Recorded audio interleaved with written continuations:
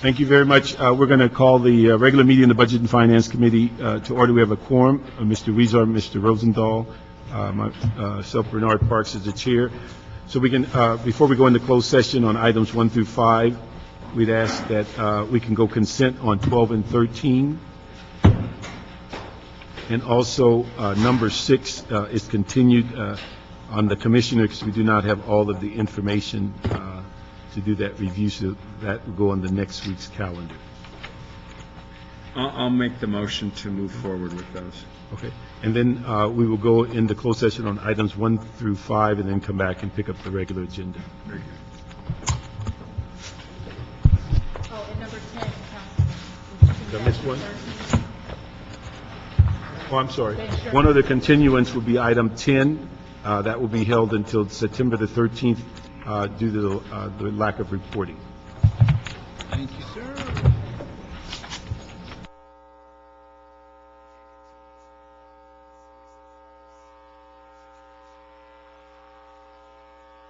City Attorney, report on the actions, status, and all related activity necessary to implement the requirements and instructions contained in the adopted budget. And concurrently, we'll hear item number 8. That's a verbal update on Exhibit H from the city's 2010-11 adopted budget and other outstanding budget items. Have the CLA up. Hearing on number 7, that would be inclusive of our review of number 8 as far as looking at items to ensure the budget's moving forward. Right, Karen Kalfine with the CLA's office. Item 8 really is basically, 8 and 7 are essentially the same item. So what we can do is give you an update on the Exhibit H items. Pete Echeverria is here as well. There's been some activity since the last time we reported. This is the monthly report on the status of these items. A number of ordinances have already been transmitted, and some have already gone through this committee and others and have made their way to the City Council and have already been either adopted or in some cases are with the mayor for approval now. What we can do is give you an update on just the changes, or if you want to know what's outstanding, it depends on how you'd like to. Why don't we do this, if you could just go, I think it's what, 7 pages? Mm-hmm. So why don't you just go by page, and if anybody has anything they'd like to discuss, we can just move through the page by page. What item is it? It's number 8. It's the attachment for that's the August 6th attachment. Okay. Okay. On page 1, I'm sorry, did you want to just go through the ones that are still outstanding? Yeah, the ones that the shaded, I understand, are completed. Right, that's So correct. we can go through Just the ones that aren't. the ones that are open Okay. by page. Under Animal Services, an ordinance to consolidate some of the funds that's been submitted by the city attorney and is pending in the Public Safety Committee. There's also an instruction to update and improve the dog licensing process. That's in process. Now, that's the last item on the page. When can we expect that ordinance? I show it as having been done as of last month, but I will check on it and make sure that if it hasn't been, it would be about a week or 10 days at most. This is it, yeah. Okay. And then Mr. Smith has that one that deals with the third item in public safety. And is that where this other item is going to go? I'm sorry? Is the last one that we're talking about, license, is that where that item is going to go to public safety? It would be It public would safety. most likely, yes. Okay. Both, but you said you'll check on the last item to see if the ordinance is done, but if not, Correct. you should have it within a week. Correct. Okay. On the second page, also an animal services item, which was to increase the dog license fee from $15 to $20. Council adopted that ordinance already. That's a change since the last time we discussed. So that's with the mayor for signature, and so that should be approved shortly. Under the next few that are in our charter listed under city attorney, some of these aren't aren't really ordinances. The first one just has to do with when the implementing ordinances would be transmitted. Then another item which would request the city attorney to provide a status report on pending lawsuits. That's something that the committee could schedule at a future date if you wish. Then there's also requests for the city attorney and CAO to work with the departments that have the highest liability payouts. That's also something that could be scheduled if you'd like to get a status update on that. I'd like to have that because this is, I think, our second year that we've asked them to work on those top 10 departments. That's Get an right. idea of have we had any successes? I'd have to defer to the, We just schedule that as a separate item. sure. Okay, then the last two items, one has to do with the pipeline franchise fees. That ordinance was approved by the council at the end of July, and I believe today is the last day for the mayor to act. And then there's also the administrative code enforcement program, and the city attorney has transmitted an ordinance on that on July 30th. That was referred to this committee as well. And Monique, if we can get that before the committee as quickly as possible at 74W. On the third page, the first item is to request the city attorney with the controller to prepare and present an ordinance amending the administrative fees charged to labor unions and charitable organizations. There's been no ordinance submitted to date. I don't know if that No, and actually requires one. that may take some, I mean, confer, so that may be a little bit of time. Our labor group's researching that issue. The next item under Convention Center, there are two files that have been open on this, with one of which is pending in the Plum Committee and has been for quite some time. We can follow up on, see if there's going to be any movement on that. That has to do with Convention Center signage. Let's see, on the next page, the last item on that page has been completed. On page 4, Finance, there are two. One, the top item there is the non-tax amnesty program. The the Office of Finance has given an update on that, and I believe that they've had some discussions with the city attorney on this. We're finalizing that ordinance. That should be out soon as well. And then the next item is for to amend the municipal code to increase the threshold for minor errors in business tax payments. That was an item that was referred to the Jobs Committee and Budget and Finance, and I believe you'll need a report on that before that can be moved forward. Then there's also the Voluntary Disclosure Program. That also was something that the Office of Finance had given an update on back in June. And that, we believe, is an ordinance that's not required, but we'll be providing you, they can do this already. Without the ordinance, we'll be providing a report to you on that. And then the next item had been completed, and then the last one under the Office of Finance was for them to seek full cost recovery from DWP for processing lifeline exemptions, and don't have a status on that yet. For the fire department, Now, is that, when we do that as an instruction, that went directly from the council approval to their board? in many cases, if the council approved it, it may require a report back before an ordinance, if an ordinance is necessary. So in some of these cases, a report will have to be generated by the department, and then you can have something before you to consider. Under fire department on the bottom of page 4, that's the EMS voluntary fee, which I believe the fire department is working on. The budget assumed a certain amount of revenue from that, so Remind me, what's the voluntary fee? that's somebody wants to pay a fee to, Increase the price. right. They told us they could have that in a month, didn't they? Right. They said a month, and it's a month and a week. Right, we can follow up on them and see if we can get a time frame on it. Yeah, because we've already put in the budget what we thought we'd recover. That's right. Okay. And then the next item, the ALS, BLS, that's already been completed. And then the other fire department item is the treatment no transport fee, and that's also something that the fire department is working on. And they would need to report, and then most likely an ordinance would be required after that. And that's another one that we've already put aside expected revenue. That's correct. On page 5, under General Services Department,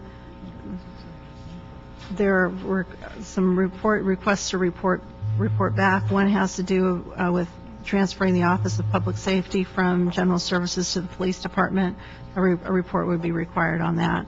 That was referred to the ITGA committee. Is that also going to public safety? I don't believe it was referred there, but it could be. Yeah, there is actually meetings going on with the mayor's office, just began recently, and our office will be meeting with them very shortly. So we're moving that forward.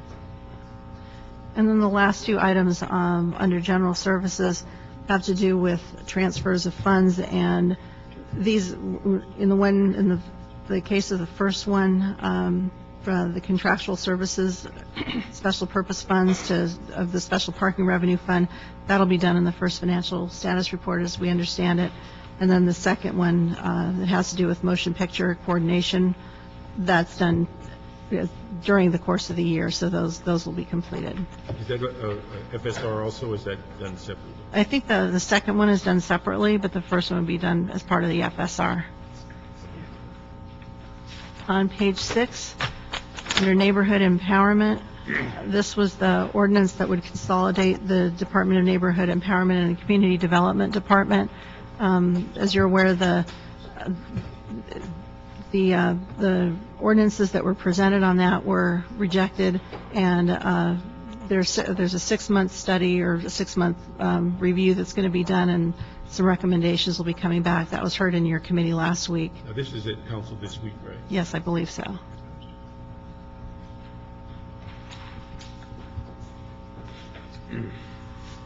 The last two items on that page under personnel, one has to do with reorganizing the city's workers' compensation program.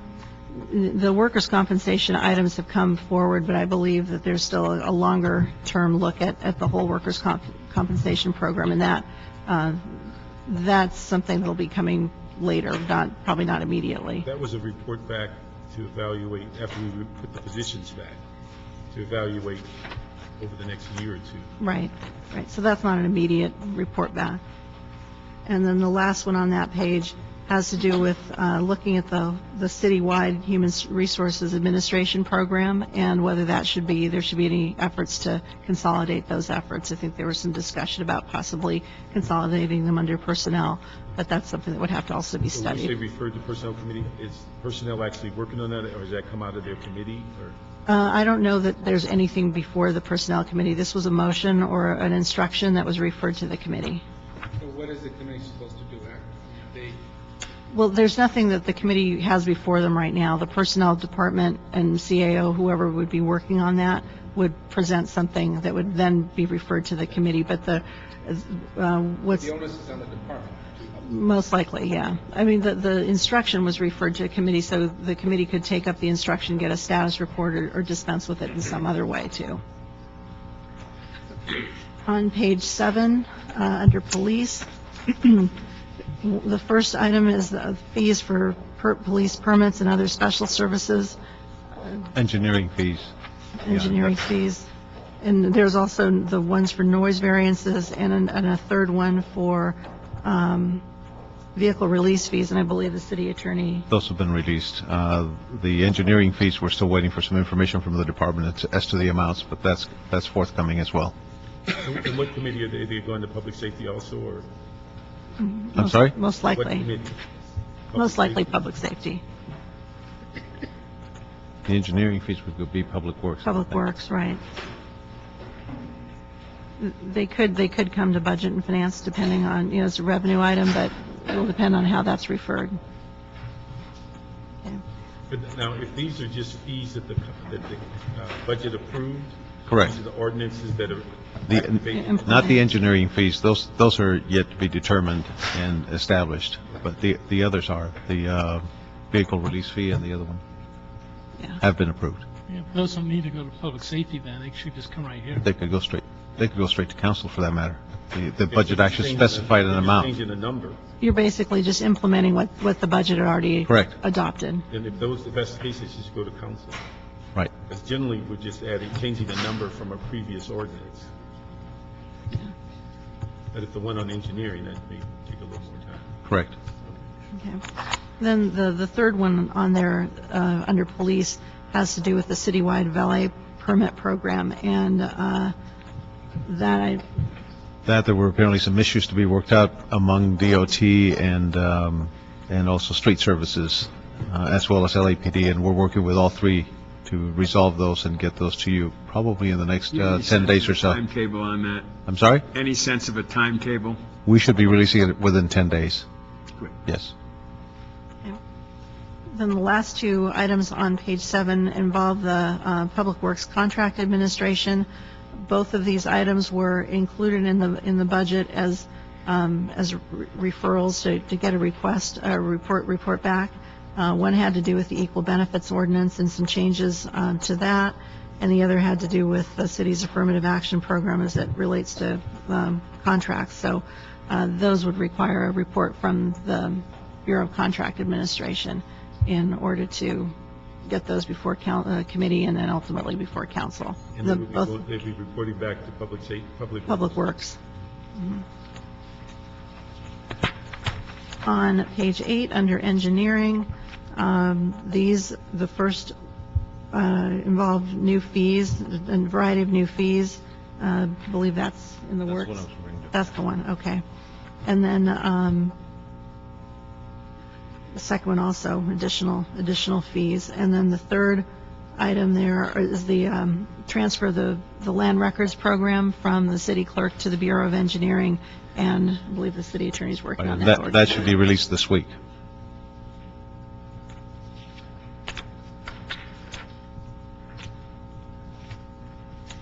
Okay, then under sanitation, this is an action from back in February when the lifeline rate was adjusted. The ordinance for that was transmitted on this past Friday, so that'll be moving forward.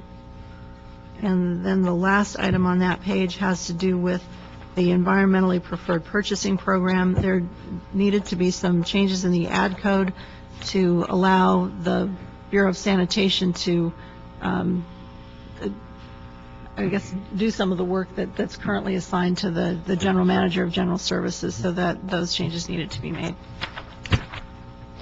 On page 9, the Bureau of Street Lighting, this is an ordinance to allow accredited institutions to participate in the street banner program. That was referred to Public Works.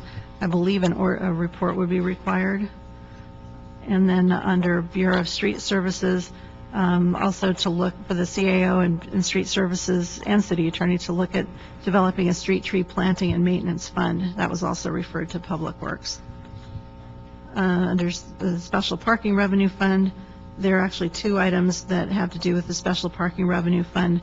The draft ordinance was discussed in committee last week, and then a new draft is being worked on. Was sent it's out today electronically. I'm waiting for the responses on that. I think it addresses the issues that were raised last week, and if it does, then I'll transmit it directly to council. Okay. Do we have a placeholder for council? I don't know. Okay. But I think that's what we would like to get. And the last two items on that page were completed. Now, each member of the committee was electronically sent? I'm sorry? Each member of the committee was? No, it was sent to you and to the CAO and the CLA as well. Okay. Moving on to page 10. This is under transportation. This is the second part of the Special Parking Revenue Fund ordinance, so that's part of the item we just discussed. And then skipping down to treasurer, there's an instruction for the treasurer with the CLA, CAO, proprietary departments to look at instituting a treasury management fee. That is something that is there'll need to be some work done on that and a report back on it. And then under citywide or cross-departmental and so on, the first item there is involved, again, with, we've already talked about this, that's the convention center signage, so that's in Plum Committee. And then on the next page, page 11, several of those items have already been completed. The one roughly in the middle has to do with codifying the city's financial policies. That would be a matter of just doing an administrative code ordinance to do that. We're doing some work on that as well. Right. I think we had that last week. That's right. That's correct. And then the last item on that page is to have the CLA, CAO, Treasurer of Public Works look at the city's debt programs, business processes, and report back on potential efficiencies. So that's something that will still require a report back. On page 12, the first item on that page has to do with the RFP to look at financial optimization opportunities for the city's parking assets. First part of that, which is the P3 for parking structures, is in council this Wednesday. Then the remaining items on that page are instructions, one having to do with having settlements and liability claims properly deposited into the general fund. How are we going to deal with that? Is that going to be a policy, or how does it, because that's one of the issues that came out on a... Yeah, it's really already a policy that when there's a settlement, those would be deposited into the general fund. But is there mechanics, because we found that one in the city attorney that went somewhere else. So is there mechanics in the controller's office to ensure that occurs? Well, there should be already, because whenever a department receives a payment like that or some other type of payment, they generally deposit it as it may be a receipt, and I think the one with the city attorney may have been an anomaly. There are instances where, like, for example, if somebody bequeaths money to the city has to accept it first before it can actually be deposited, and sometimes they go into a holding account. The city attorney item was a little bit different, but generally speaking, all those deposits would go into the general fund. The next one has to do with ensuring immediate invoicing for all grant reimbursements, and that would be, departments need to just be on top of those invoices and make sure that the grant reimbursements are done as quickly as possible. Then the next one has to do with reporting on position vacancies and the plan to fill the vacancies. That's again something that could be done as either part of the FSR, or if it's something that you want to hear departments discuss on a regular basis, that could be arranged through through the committee process as well. And then the next is to develop a financing plan. This has to do with special fund borrowing. That's something that the CAO, Treasurer, Controller would be working on and would have to report back on. And then there was also an instruction for the city clerk to open council files for the outstanding reports. And Let me ask, an 84, has that been completed just in the normal course of business? I don't believe so. The special fund borrowing, this is to look at, there's already a mechanism to do some special fund borrowing, but I think this went beyond that to look at the interfund borrowing, looking at a revolving line of credit. There was some discussion that was going to be taking place between the three departments. So then the last one on that page is complete, and the last one on the chart, those were various instructions that really involved the Executive Employee Relations Committee, having to do with cost of living adjustments, pensions, and so on. Colleagues, on the issues that were on this chart, we're trying to get Schedule 8s done at some reasonable time, because some of them have dollar figures that are based on July 1st starting. So if those ordinances aren't in place, we're losing money each month. So if we could ask any ordinances come through Public Works and also either Transportation or Public Safety if there's just a matter of approving a dollar amount that was approved in the budget, if we can just facilitate those to the council, we can get those ordinances in place. So if they're in your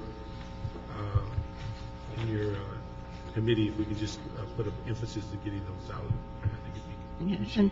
just one additional thing, in addition to the ones, the reports that were part of Exhibit H, there were a number of other reports that the council had requested as part of the budget actions, and so there are, I think I reported before, there are about 100 or so instructions, and departments still need to be working on all of those and getting those back so that the various committees can consider those. Any questions on that? Okay, we'll move that item, or just, we'll just hold it for the next report.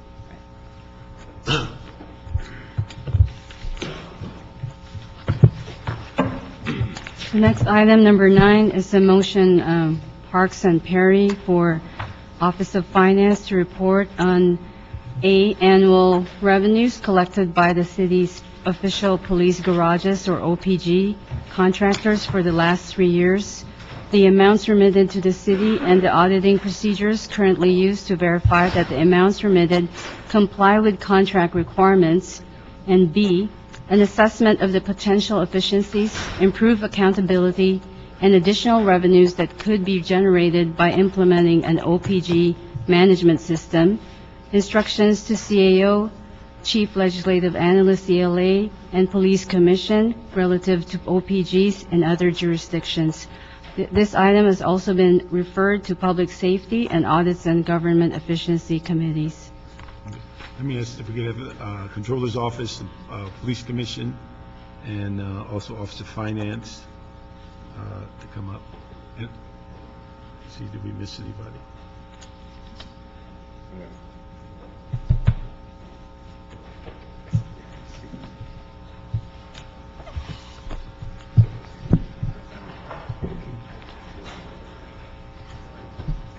And do we have a representative from the mayor's office?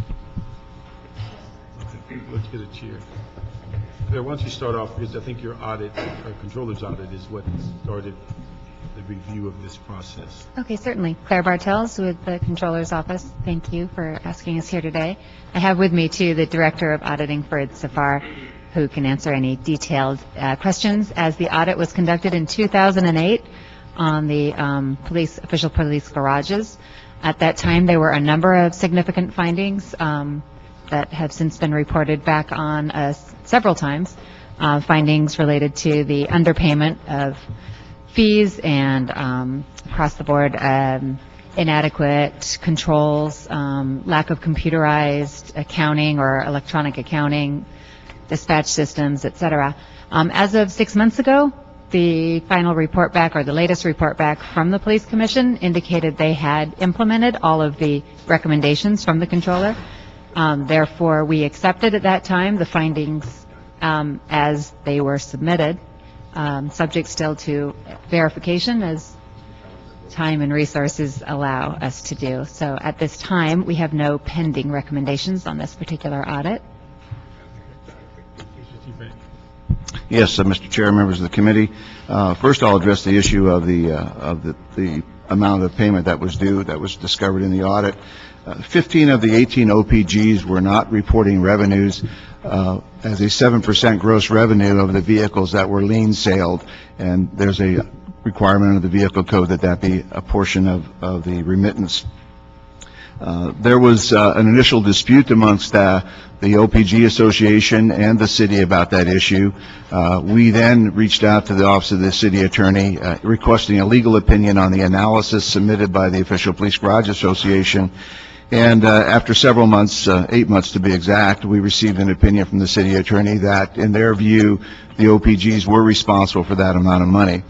We then commenced the process to go back 4 years retroactively from the date of that opinion with the advice of the City Attorney, captured all the information from the OPGs. The 15 OPGs in an aggregate owed $687,000. We then established through the Board of Police Commissioners an opportunity for the OPGs to pay their share in one lump sum or pay it quarterly over the fiscal year of 09-10, since it was clearly our belief and the belief of the city attorney's office that there was no intent to defraud. There was clearly just a misunderstanding of the applicable rules. With that, as of June of this year, all of that money has been repaid to the city, and we continually monitor that to ensure that that continues. So the amount of money that was originally mentioned in the controller's audit was approximately $1 million. Based on the analysis, that was actually $687,000, and all that money was remitted. One of the good things that came out of that audit is that as a result of that audit, we, with the support of the Controller's Office, now receive information as to the current status of payment by all of the contractors. One of the things that came about once we received information was that two of the contractors had been behind in payments up to a period of a year. We were not aware of that information. Once we became aware of that information, I had office conferences with both those vendors, and one vendor paid full restitution to the city, including penalties and fees. Another vendor had a situation of a death, also an embezzlement that occurred. When you say vendors, you're talking about Contractors. company. Yes, sir, contractors. One of the OPGs. Yes, sir. I apologize for that term. One of the contractors had a death and also an embezzlement in the family, and that individual paid all of his monies that were owed to the city, and he recently made a request to have penalties and fees waived, and that was approved by council. I believe last week that waiver was approved. We receive now quarterly updates from the Office of Finance as to the payments that are made, absent the parking occupancy tax. Parking occupancy tax is considered confidential, and that information is not shared with us by the Office of Finance. So that is the mechanism that we use, and then periodically we will audit the OPGs by going and taking an individual vehicle. We'll randomly go to OPGs, we'll take a series of vehicles, and we'll match the paperwork up from the time that vehicle was placed into their impound and track it through, and then measure that the number of days storage, the towing, et cetera, is what was appropriately remitted to the city. And that's a process that we have in place now to ensure that. Again, the piece of this audit that I think was valuable is it clarified the fact that the official police garages, from a financial perspective, we as the contract administrators were responsible for that financial oversight. And I will tell you, and Detective Jones, who has been with his position for a number of years, prior to that, we were never informed by the Office of Finance of any financial information. So we have taken that role on aggressively, and I think we've done a good job with that as far as ensuring that the payments are made that are owed to the city and auditing the vehicles that come into impound. And obviously, the tracking mechanism is in place for either a DOT traffic officer or an LAPD officer or one of the allied agencies of the city that utilizes the OPG services to be able to go back and identify each time a vehicle is taken into impound. No officer can directly call the OPG to get a vehicle towed. It has to go through a communication center who makes the phone call, and that begins the tracking of each of those vehicles. The other pieces of that audit, as to the dispatch system, we had one OPG that was still using a paper system. By the time this audit was completed and shortly thereafter, they have an automated system, and all the recommendations in the audit, we believe, have been complied with by our staff, and we are moving forward and continue to develop and expand on our oversight. One area issue that I think also would be of interest and the council may be aware of, back in January of 2009, I began discussions with the OPG Association about the fact that the city, whenever we had a vehicle that was improperly impounded by a police officer, the city was having to pay, the police department, the OPG for that cost of the towing and all those days of storage. Also, vehicles that were held in evidence. I just felt as a contractor to the city of Los Angeles, there should be an opportunity to be able to deal with that. As part of our amendment to our contracts that we have now, all of those that we would call quote-unquote mistakes are no longer charged to the city. And if a vehicle is processed for evidence within 48 hours, there's no charge to the city also.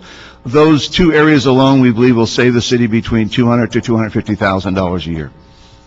Let me just ask, and this is looking at it, just reading the reports. The sense I got is that we're dealing with about a $60 million process between the OPGs, and whether they are dealing with paper in addressing these financial issues, or do we get real-time electronic reports?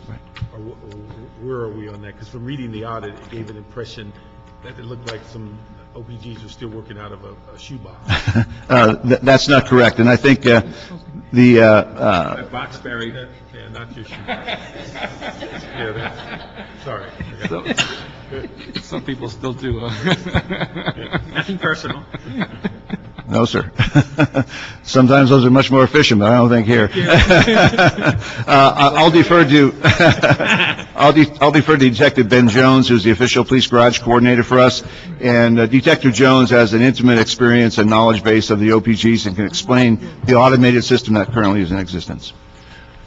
We required, in our last extension and starting April of last year, all OPGs to report electronically to us. Basically, anytime a car comes into their system, they input it into an automated computer system, and any transactions dealing with that car are input into that system. That system is uploaded to a central database every 2 minutes. So every 2 minutes, or when they do that, that comes to the central database. That information from that database is also sent to me. I'm currently working with the Information Technology Division to develop a separate database for ourselves to look at that information, but we do have the data that's sent to us every 2 minutes. Additionally, they develop a system which is called the Vehicle Impound Information Center, which is available to the public, which they have limited access, so you can type your information for your car, locate your car, and gather that information. On the back end side, which the department has top-level administrator access to, we also can see all the financial information, all the financial tracking, and we can track every transaction dealing with that car from the time it's impounded till it's ultimately lien sold in that process. Additionally, in this past system, we required them to use a document imaging system. And the document imaging system, so we have photographic representation of all of the documents associated with a particular car. Now, and since the contract was signed June 8th, this is the process that I've laid out for them. The first was electronic data reporting, which we started in April of last year. That's up and it's running, it's stable, and we're getting good information out of that. The second portion was to go to the document imaging system, where every piece of paper associated with that car is scanned and made available in real time to the police department. And the third phase is for those two databases to talk to each other. So when me or one of my investigators look at the screen and they have a log number, we can click on that particular log number. It'll give us all the financial information on the car, all the impound information. It would also bring up a photographic representation of all the documents associated with that particular vehicle. That's where we are working now. And the last aspect of it is for the department, when it receives its data from those same sources, is a separate independent database that we can audit, that we're auditing and tracking, that they won't see. What kind of information electronically gets to Office of Finance? Right now, none of the information gets to Office of Finance, and one of the discussions that we've had through this audit is because they were collecting information, we said, well, you get the money, so do you want to honor that? And it was decided in this particular report that was not appropriate for the Office of Finance to do audit. It should be the police department that's doing audit. Of course, them getting access to the dollars that come in on a real-time basis. We've made it available to them. We said that anything that they would like to have as far as the system goes, they can have. But is that activated? I can understand the audit issue, but is it activated that they're getting the real-time electronic financial information? It's available to them. Now, whether they're using it or not, I don't know. Okay. Let me just, one of the things, and this is why we brought this forward as a motion, is that trying to get an idea. I know we're getting ready to do the 5-year RFPs, and so that locks things down for a while. And it came to our attention that there's other cities that are doing these electronic systems, and I'm just wondering, did we replicate an existing system? Did we build our own, or how did we create what we have here today? The system that we currently have was developed when the Mission Station opened up about 5 years ago.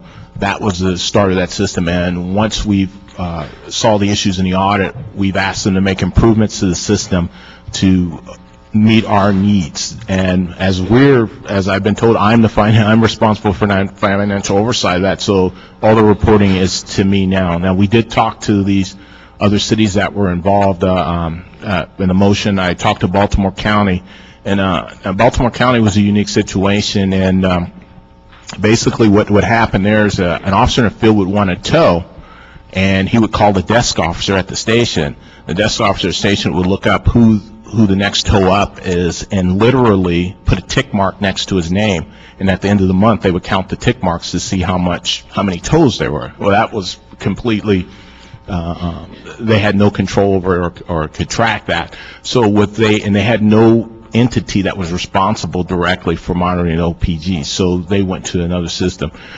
We talked to San Diego, and San Diego in that situation where when an officer requests for tow, he would call communications, and communications would forward that information to the towers themselves, and the towers themselves were responsible for dispatching themselves.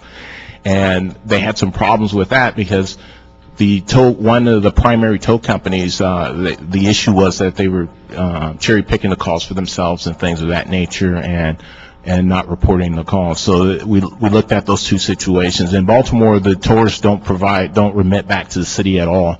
It's just a tow on things, and they were having complaints about overcharging. We also contacted San Francisco, and at San Francisco, they have one tow yard that the city operates, and the tow trucks bring the cars back to those yards. Now, one of their providers was involved in criminal activity, and based on my conversation, I don't want to go too much in it because I don't know what the case is, but they was involved in some criminal activity, so they went out to an outside vendor. Additionally, in most of these places, they have multiple tow companies servicing multiple areas. Like in San Diego, they have 7 tows in rotation for one police station. And they also have the tow truck drivers and the impound yards are separate entities. And so there's a lot of trying to keep track of what was going on there, and they were having a great deal of difficulty doing that there. And so that was basically in my conversations. We also reached out to about 40 agencies nationwide to kind of see what you're doing. And in most of those agencies, the finance department was responsible for the financial oversight of the OPGs, and then the police department was responsible for the operational oversight of this, and that's in about 40 agencies throughout the country we've talked to so far, and we're still doing it. So it's a little bit, give you a little bit of background where we're seeing this right now, and I think we're in a good spot. Mr. Parks, if I also might, to your direct question, the Vehicle Information Impound System, the center, that was developed and paid for totally by the Official Police Garage Association. No dollars of the city were expended for that. We, however, did have significant input into what we wanted that system to be, and we continually do have input into the system, as Detective Jones indicated, wanting the imaging piece of that upload every 2 minutes into the system. It is my understanding that the Official Police Garages, when they remit their payments to the Office of Finance, those payments are remitted electronically.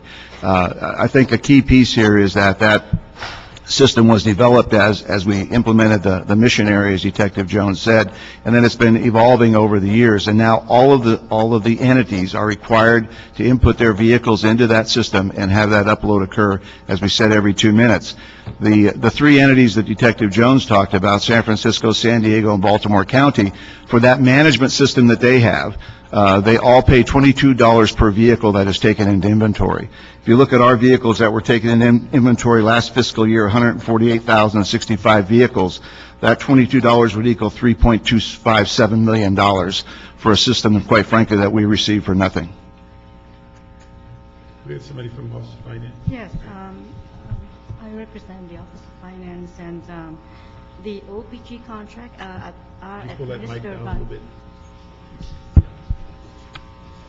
The OPG contract are administered by CID, the Police Commissioner, and the only role of finance has is, in related to OPG, is the collections of fee on behalf of CID. You have to talk a little louder. You have to talk a little louder. Yeah, and your name for the record. Okay, my name is Kathleen Ho, and I represent the Office of Finance. The OPG contract are administered by CID, Police Commissioner, and the only role of Finance Department in relate to OPG is the collections of fee on behalf of CID. Finance is not responsible for the enforcements or audit on OPG's fee. Therefore, unless CID asks for the report on the revenue collected by the Office of Finance, we will not be able to provide them until they ask.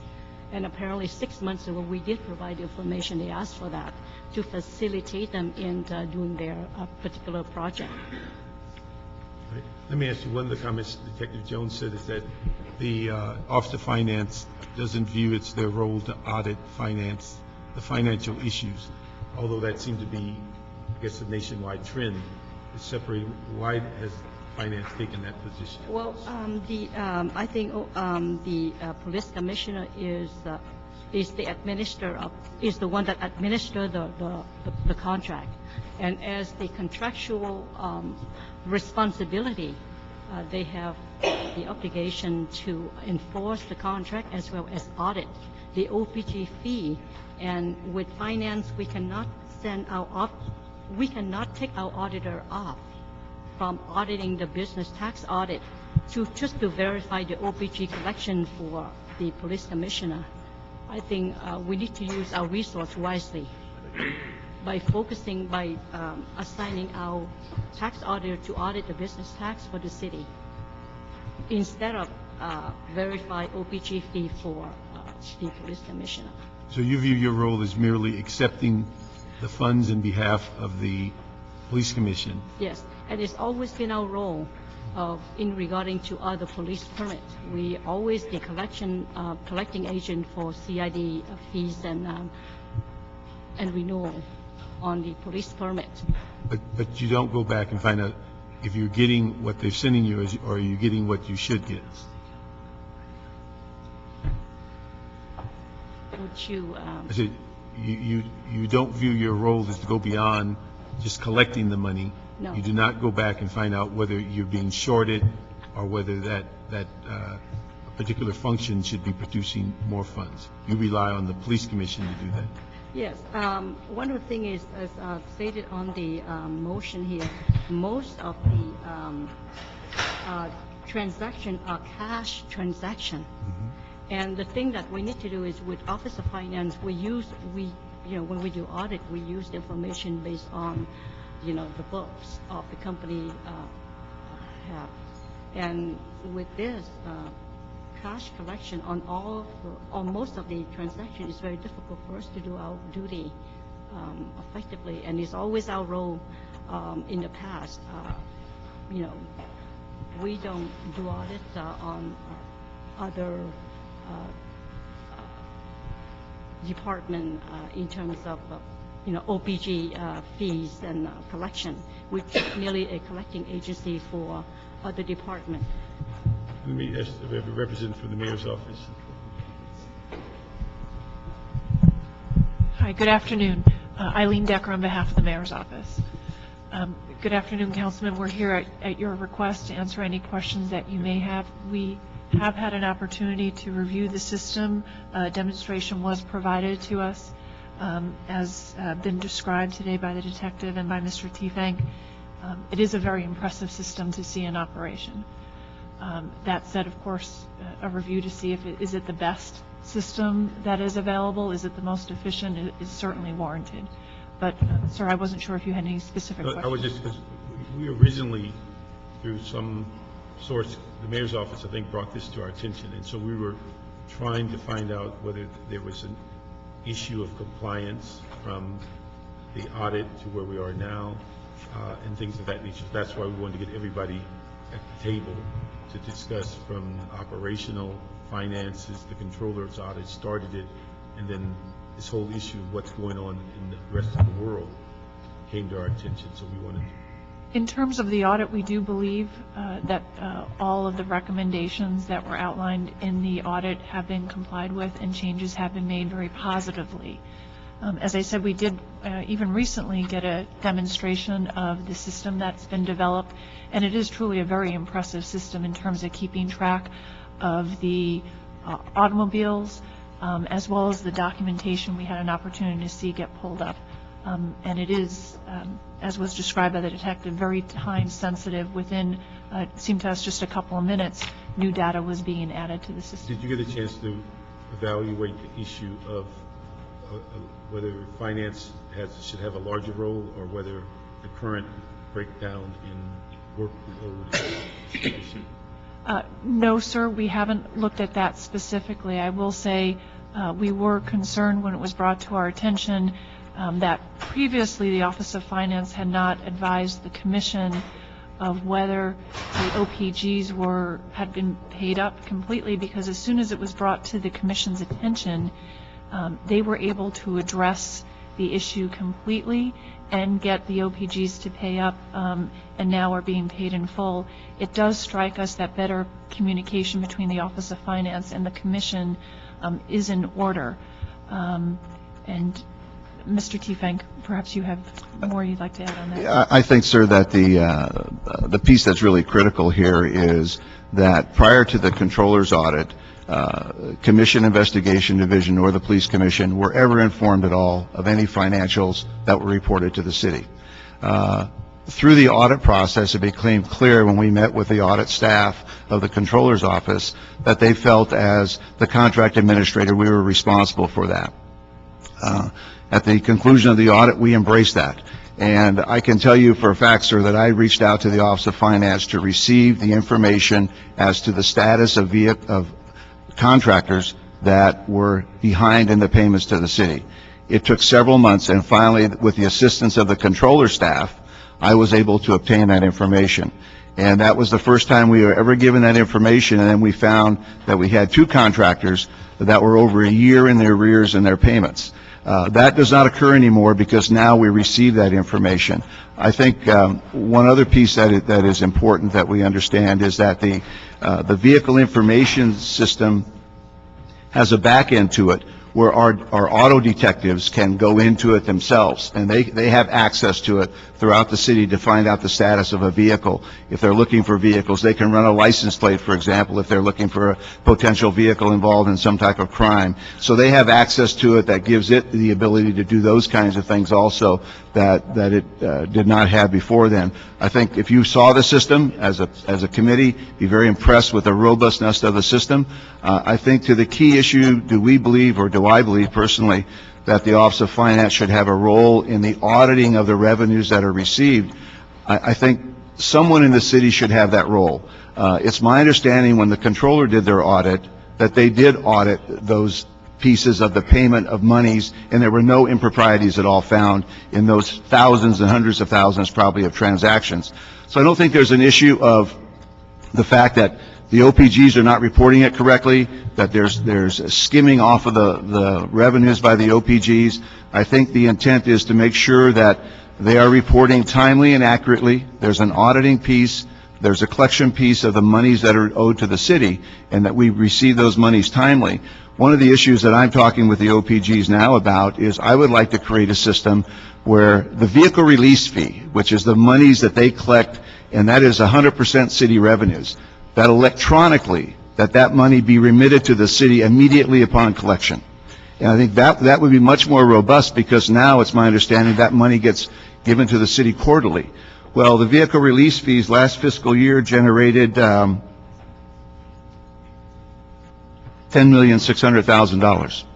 So what I think would be the kind of enhancements I would like to see the system, and I think in discussions with the OPG Association we can create that when an OPG takes in the $115, that immediately that money is transmitted to the City of Los Angeles, and we're getting the benefit of our $10,600,000 on a daily basis. And those are the kinds of enhancements I think we can do in cooperation with the OPGs, without going out and spending a third-party vendor based on the amount of vehicles that we take in, $3.2 million. If we're going to try to do efficiencies, let's do our own efficiencies that don't require an annual fee. That would be $3.2 million this year, $3.2 million next year, and someone's paying for that. The consumer, the vendor, or the city. Let me ask you, with the new system that is now electronic, does that give Office of Finance better access and clarity as to what you're saying that they should audit?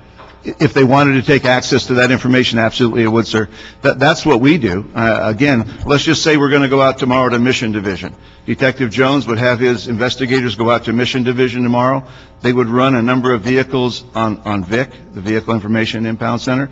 They would then go to the OPG for the Mission area and start looking at the documents to make sure the information that we have in the VIC matches up the money that was paid to the city and matches up the paperwork. And that's how we would do that audit. Clearly, we're not able to audit over 148,000 transactions, but by doing periodic spot audits at all of the vendors, we think, at all the contractors, we think we have a pretty good handle on that. And also, I will tell you that the contractors meet monthly. I attend their meetings, and I let them know any financial improprieties will be met with swift action by the Board of Police Commissioners, up to and including termination of their contracts. And I think that we have gotten the message, and I think that we have clearly improved our oversight of the program, and would just suggest that we could work with the Office of Finance, if the body here would recommend that, to try to have more robust electronic reporting to the Office of Finance and auditing by the Office of Finance. Okay, just one quick question. According to this motion, the city's tow district impounds approximately 175,000. It was 148,000 last fiscal year, sir.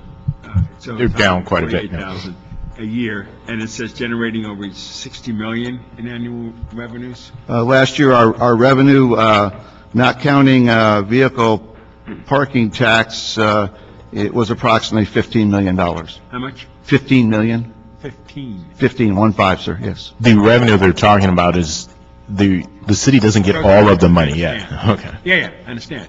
The gross revenue. Yes, sir. To give you an example, last fiscal year, it was approximately $10,640,000 for the vehicle release fee.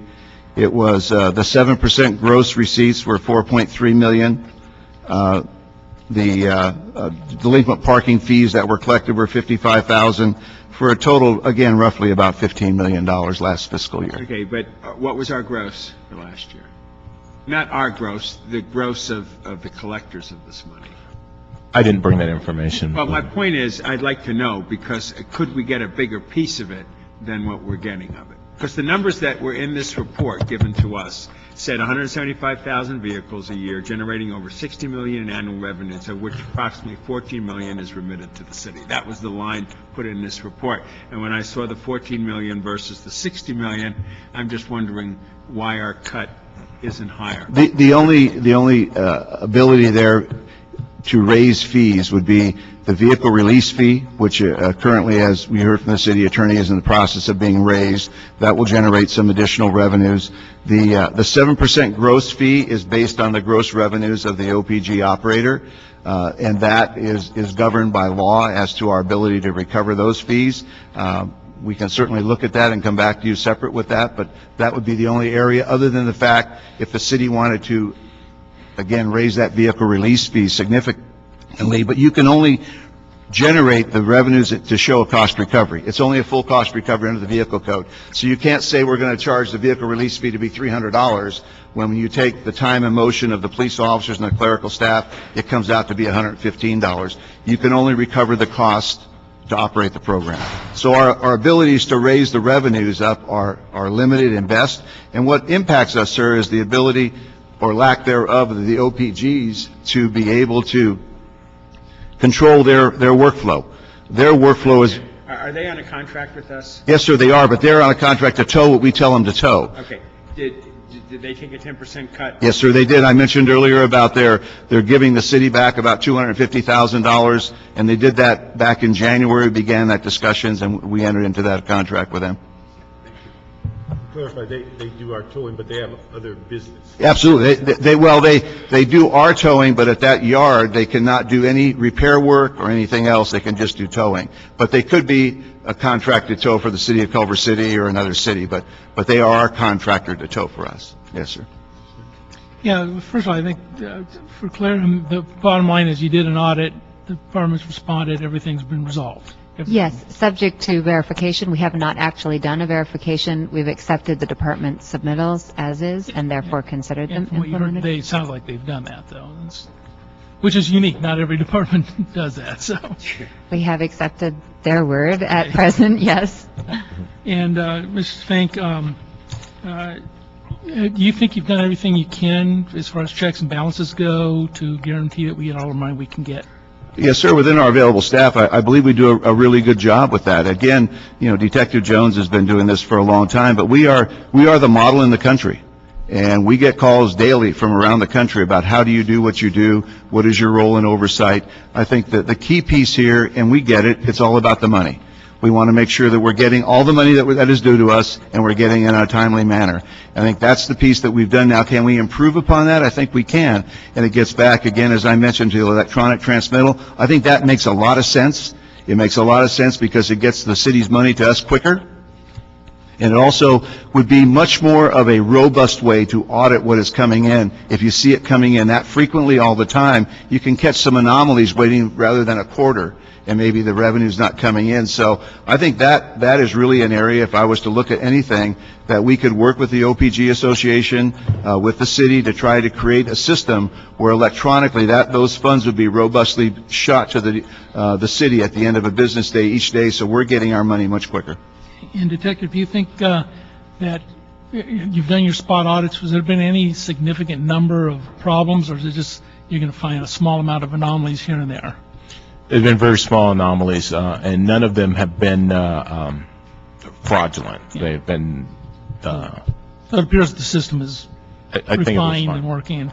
And I just got to say, and I think Chief Parks would have agreed at the time, 10 years ago, we were in the dark ages in dealing with OPGs, and have come a very, very long way. I mean, back then it was a good old boy system, handshake system, paperwork system, nothing was automated, and who knows what was going on. But you've come a long, long way. I'm really pleased with it, particularly as I look at the comments you made about those other departments, where you look at a Baltimore where it's just a check-off system, whoever's next in line.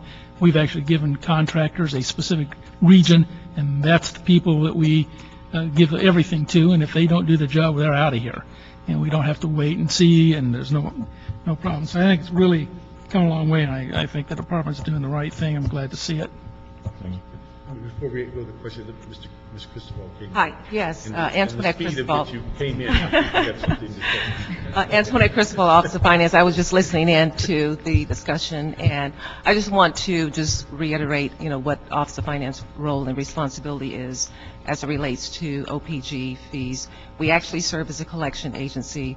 We do not perform audits of OPGs, primarily because our audit staff are focused on audits of taxes, not just business taxes, but transient occupancy taxes, parking occupancy taxes, and others.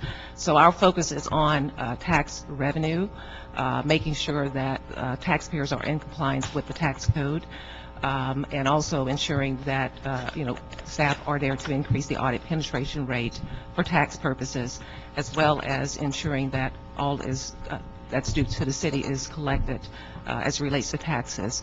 To perform audits of OPGs, I think Detective Benjamin Jones, indicated the steps that they take to do that. We would have to do the same thing, and that means taking tax auditors away from tax audit work. And given, the limited number of staff that we have and the focus on tax administration, we believe that it's better suited to have the police commission staff continue to do the audits. They actually administer the contracts. They have the contracts. We don't have them. We just collect what is remitted. We don't know if that is the correct amount. So that is the primary reason why we don't do that now. And we are providing the information to the police commission staff in terms of the fees. We do not provide tax information to them. Can I just add as well? I apologize. Just going to clarify that we, of course, are happily retaining our right to audit their activities, their contract, their finances, and everything else. Here's thinking a Just quick didn't want to question. stay quiet I'm on going to that. have to actually leave in a minute. Mayor, did you have something to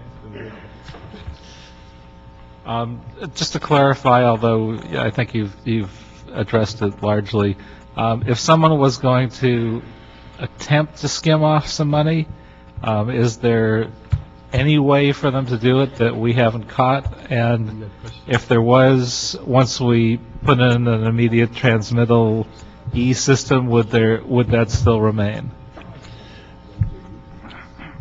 I can't say that I have 100% that there's not going to be a dishonest employee or a dishonest company. What I can say is that with the tracking and putting it in place and the trend analysis things I'm going to be doing, if there's any difference or noticeable difference, we would be able to detect that. And the second thing is doing our spot checks and audits. The spot check is just a check to see if this particular document's okay. And if once we found that, that would trigger a larger audit for us to go back and look at the whole operation again if we found anomalies that were that indicated there was some type of theft or impropriety going on. And that's what we would use the spot checks for. Also, monitoring the number of cars and things that they have, looking at those things and noticing any type of anomalies would trigger some type of greater audit. So hopefully with the tracking system we're putting in place, and if eventually we put in place a system where we immediately transmit those fees, it would be pretty hard to get away with anything for very long. Yeah, currently, when a vehicle is put into the system by the official police garage, there can be only limited overriding of that information by a management employee of that company. So in other words, a vehicle comes in at 2 o'clock in the morning, it's inputted into the system, and if I wanted to massage that to change a release date, so instead of releasing it on the 10th and collecting the storage, I release it on the 8th to you, and I keep the 2 days of money in my pocket. Those are the kinds of things that we're able, you cannot go in and override the system that way unless you are a management employee. And that's the kind of stuff that we look for when we go out with the hard copies, knowing when the vehicle came in, when the vehicle went out by signatures, and then we're able to track that. And yes, we have had incidents where we've had inappropriate conduct reported to us either by a member of the public and or by, in some cases, company employees, and each of those are investigated, and we pursue those. If criminal violations are appropriate, we do that. So, and those are very limited. I can say no more than probably 3 or 4 that I can think of in recent times, sir. Great. Thank you. Thanks, Mr. Chair. I just want to clarify, we discussed a lot of what the motion was calling for. I'm just curious to see what your action is going to be today. Basically, what I was going to ask today is that we hold this in committee, and because we have the chair of audits and the chair of public safety, that we ask the CLA and CAO to retrieve the information that Detective Jones about these different cities so that we can have some comparison. I think we also need an update as to the current condition of the system, which is not clear when you read the audit of 2008. And so you're going from a basis of what it was in 2008. So I think those are the issues we'd like to get in the report that we can send forward. The other thing I'd like to see, and I don't quite understand what would be the delay or what we'd need to do in order to get that daily, I think it's vehicle release fee. What is the process? What do we have to do to cause that to occur? I think we need to address that. Is that technology? Is that... Well, I was been looking into that. Once we require an ordinance change to require them to remit it daily and electronically, Office of Finance would have to set up accounts for us to receive that information. And then we would need an implementation phase of who the lockbox or bank would be to do that. That's the things that I would ask. That was my follow-up question, which was, I'm not quite sure what direction we're going, whether it is improvements on the system we already have, better communication, clarifying who is responsible for doing the audits and when, and how do we get that information to see some light, or whether we're discussing a whole new management system. I'm not quite sure what direction. I think, sir, that we... I think we need to see both options as opposed to just going and saying, hey, we need a new technology system here. We really need to see if we could improve what we have now before we jump into any different direction. I believe the 2008 audit was the baseline. We're now in mid-2010, and we have progressed significantly technology-wise and operational-wise, and we can clearly come back with all those questions answered, and we'll be happy to work with the CLA and CAO on that. And we will begin discussions with the OPGs about the electronic transmission of that data, of funds, I should say. So that the response, so that we're all on the same plane, that we get that before we let the 5-year contract. Oh, absolutely, sir. Absolutely. And, sir, if I could add, electronic transmission would be better for us. We would definitely work with Police Commission on that. We think that would be a much more seamless process to have that information remitted. Do you have that ability yet? Because we just had an issue with a employee of mine who's on loan to the federal government, and the federal government wanted to transmit electronically to you, and your department said, oh, we can't do that, and had lots of problems fixing that, so. Was that dealing with an OPG? No. I'm not aware of that, sir. No, it was an employee of mine who was on loan to the federal government to work for U.S. Department of General, USGS, who the federal government wanted to transmit a reimbursement of his salary to the city, and the city staff said, we can't accept it, we don't have that process. That's not Office of Finance, sir. I think that's Controller and Treasurer. Treasurer? Yes, Okay. that was not my department. I just want to make sure that if there's a process that we can do it, because my experience last week was we aren't able to do it, so. No, we The definitely. treasurer, we need to ask that of then? Yes, then I'm willing to take up that. I know the issue you're referring to, so Yes, I come will already, yeah, happily look into it with the treasurer for. okay. We'll begin. I just want to make sure we can do it before. before we say, look, okay, let's do this great idea, and then everyone say, no, we're not ready to do that yet. We'll work with Police Commission and report back. But you, as Mr. Smith questioned, you today can physically accept the electronic transfers? We need to look at the configuration and evaluate that. I think it will require some interfaces and programming, but we think that that would be the most prudent way to go. So we will definitely work with the Police Commission and report back. Do you have anything else? Okay. Let me just ask, we're going to hold this, but if we can get a timing with the CLA and the CAO as to when that information that's in the motion is available, that we can put that together. And then we ask that issue of the vehicle release fee get resolved. And then, but again, it would be very helpful to have an update of where we are now, because reading the 08 audit is not close to where you are now. That's correct. So we need that information. And so that would give us a composite of information, and then with the chairs of the other two committees, I think if we bring it back here, we can get this to council in advance of those 5-year contracts going forward. Sir, we could do our piece within 45 days, I think, very easily. Let me ask for the CAO and the CLA, if we can work with them, and with what we can plan is bring it back here within a 45-day period. And that would be well in advance of your contract. Oh, absolutely, most certainly. All right. We'll work with the department, sir. Pardon? We'll work with the Thank you department, very sir. much. Thank you, Paul. Thank you, sir. Thank you.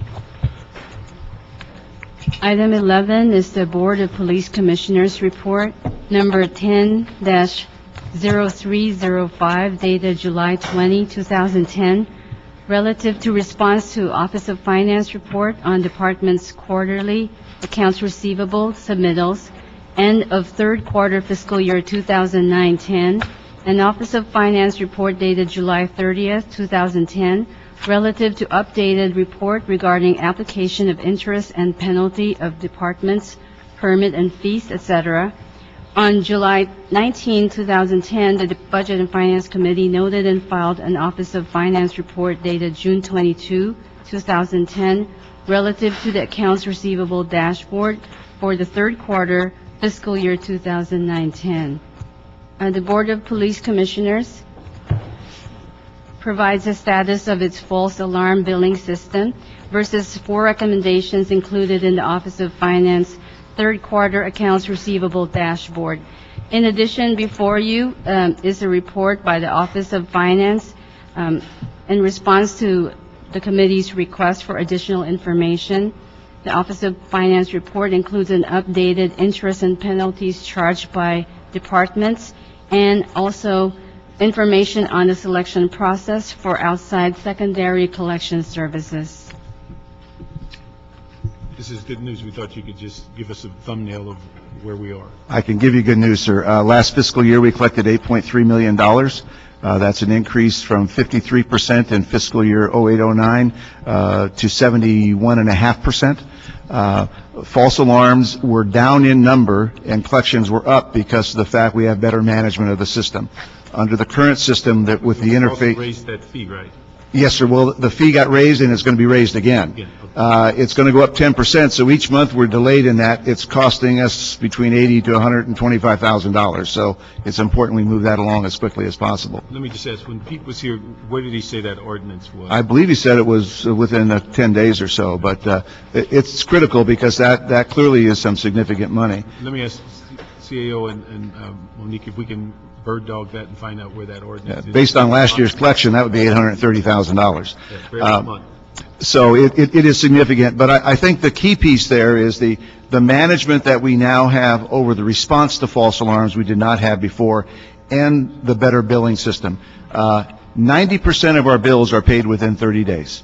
We generate the billing on a weekly basis. We do a tape download. We transmit it to GSD. GSD does the printing of the bills and mailing for us, and we're seeing tremendous collection. And then that second 10% is the hard number to collect. But we believe it's because we're getting those bills out quickly. They're accurately going out to the correct addresses. We're getting only about 3% mail back, and most of that mail is because people have moved and left no forwarding address. Very seldom is it an incorrect address. We also now are in full compliance with the directives of Office of Finance, a result of a recent audit, and we have been since December of 2009. Everything is referred out in accordance with the mayor's directive. After the third billing and 45 days are all referred to collections. We have used a different collection company. I believe it's Alliance One as a collecting vendor. We've had significant improvement over the prior vendor that we were using, that the city has. So we think from the perspective of our false alarm billing and management, it's a good news story because we have improved collections, and with alarms reduced by about, I want to say 7,500 if my memory is correct, in responses, we have increased the collection, as I mentioned, almost 20%. So I think it's pretty significant. Great. Let me ask Office of Finance, any more success on accounts receivables from departments in general, as far as them complying with Executive Order 5? Jeffrey Whitmore from the Office of Finance. Not a great deal of change has occurred. I think since our last meeting, you asked for an update on the interest and penalties of departments, and we did get some input from 3 departments in particular, Public Works, Transportation, and the Police Department, about updating and changes that have occurred. But overall, it is still a situation where most departments are not compliant and aren't applying interest and penalties for the most part. But what we have done is, we indicated in the last meeting, I believe when a representative from the mayor's office was here, that we would take note and report back on all those departments that were not implementing those items that we discussed previously. Let me ask one other thing. We had a meeting this morning on FMS. When that's in play, does that give you a better handle on those who are in non-compliance? It certainly will. I mean, what we have to do, unfortunately, right now is wait for departments to report back to us. With the FMS system, we can be more proactive, and we would know in advance if that is not the case, and we can work with departments more closely. And if we're moving toward centralization, then it would be a moot point. We would attempt to do what's necessary to make sure that it is applied. Great. Okay, thank you very much. Thank you, sir.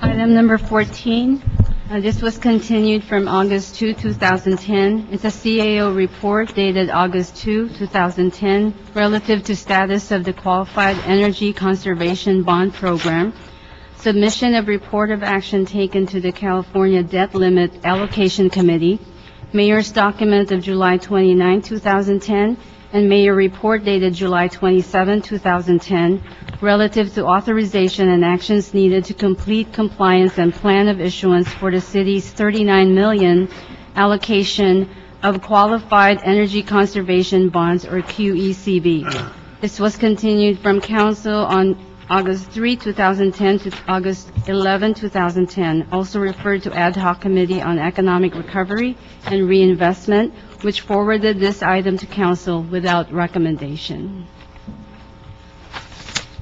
Are you going to start? I'll start. Okay. Sure. Diana Mangiolo, Office of the CAO.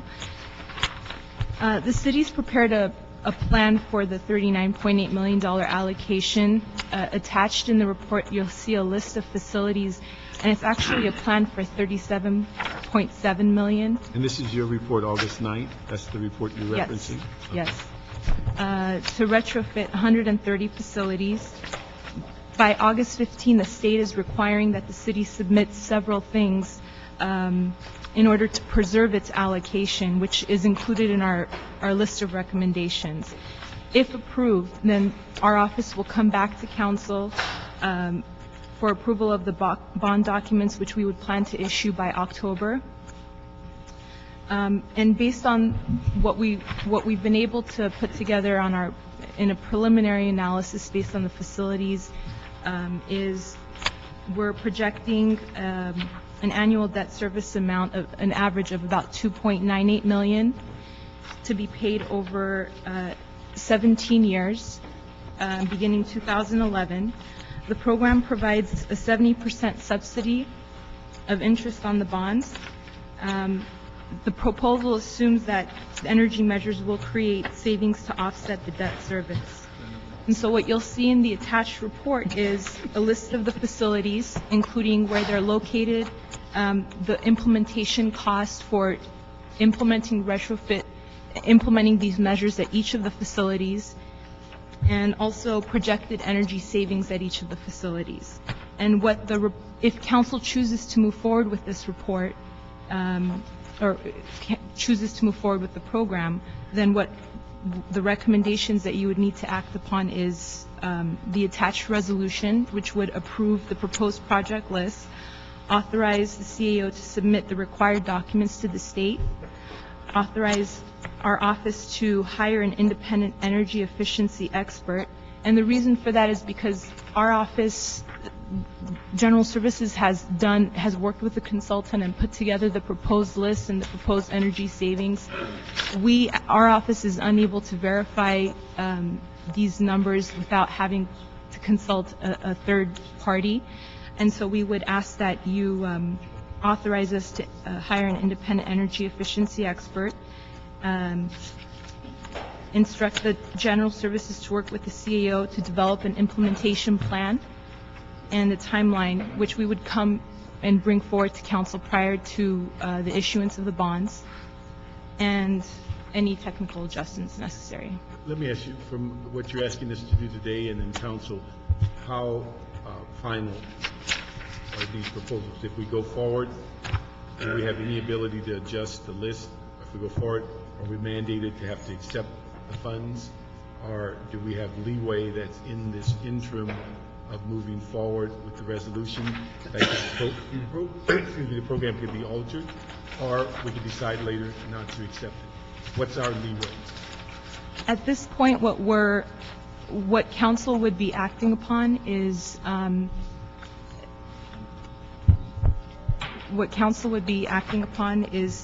basically we're making a commitment to the state that we are going to move forward with the program, and you would authorize us to move forward with the program.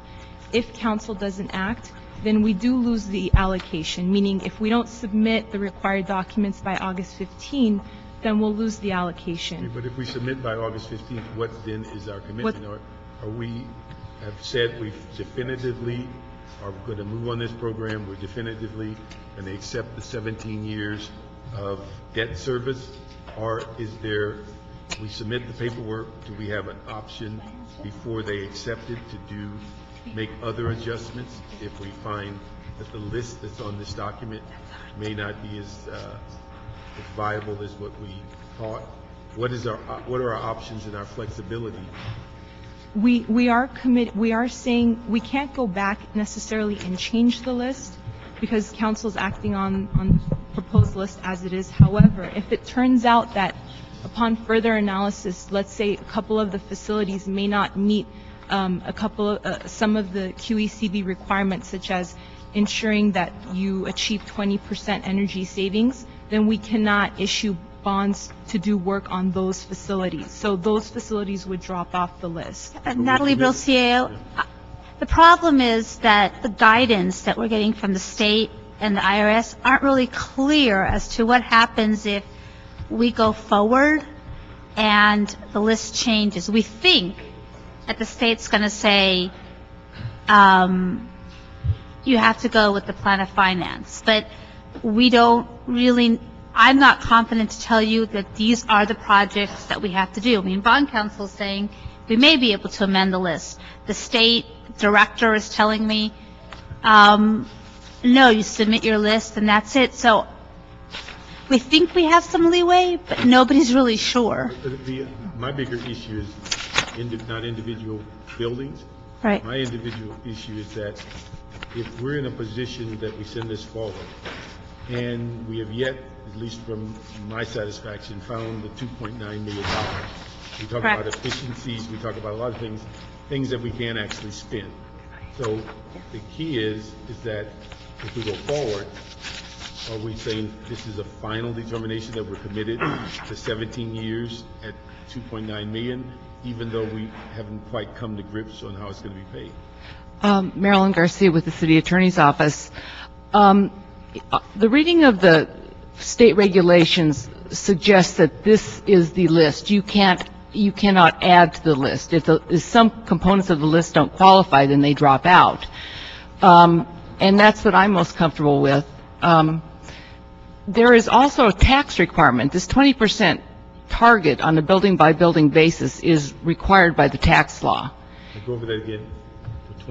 The 20% savings, not necessarily how it correlates with debt service, but the energy savings is required by the tax law. And so the city's going to have to be pretty confident that at the time of the bond closing, it has a reasonable expectation based on experts that each building will save at least 20%. And I think if that isn't met, we can in good faith say to the state, the city can't issue bonds unless we can comply with the tax rules. I know, but again, let's go back a step. The commitment. The very basic commitment Right. to Yes. this amount of money for this amount of time.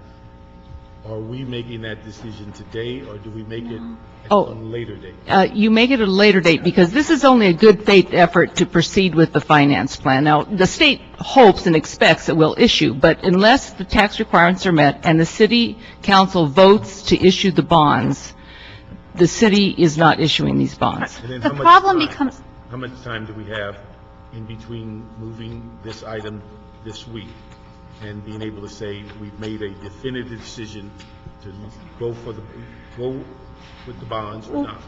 we have to issue by December 31st. That's the rule from ARA in general. All the things have to be done by December 31st.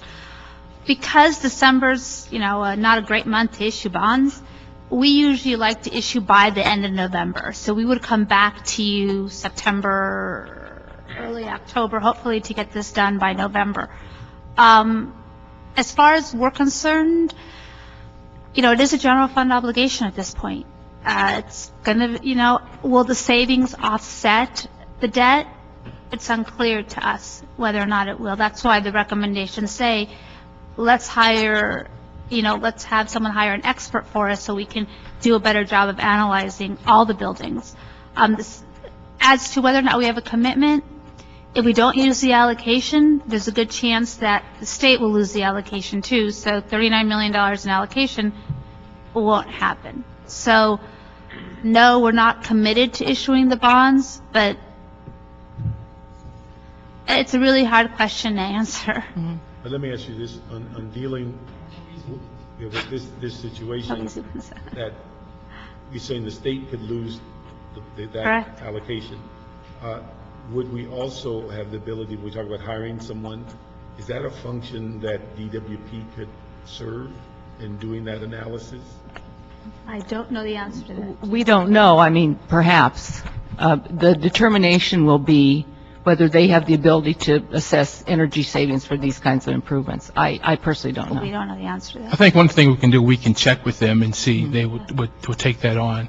Because what we do in our current program we have with them for lighting is that we select over 500 sites, but what we do before they even give us the money, we have to go in and survey, and they have to be satisfied that the savings are there before we move forward. And that's the same thing that we will do with the facilities. If the savings are not there on the particular site, we will not move forward on it. I mean, that's why we have a recommendation in there to work with GSC to do an implementation plan and to work on this before we even come forward with any of the bond docs. We want to know more information. But, that means that we'll have to spend general fund dollars to get that information, so. And we also are committed to not all $39 million if we find through a variety of issues such as we can't meet the 20%, some of these buildings, so we're basically putting ourselves in a position to get the max, but we're not necessarily in a position to say we're going to use the max. Well, we're actually, I believe, only requesting 37.7 out of the 39.8, so we're going to waive the others to the state. So the state will have the $2 million to use somewhere else. The issue is that if we don't meet the requirements, we spend what we have basically reflect what the requirements are. So we could end up with the 14 million that we're leveraging. Correct. We can then end up with a portion less than the 39. Yes. And then let me ask you one other thing, and I don't know if any of you can answer this, is that the DWP has about 130 million. That's our understanding. Or Yes. the ability, what are they going to use their bonds on? Do we know? Have you seen a report? I haven't seen a report. No, we don't know, but I understand they're much farther along in the issuance process. Then we- But we don't know what they're doing. Sent forward, and they're getting ready to issue. Apparently.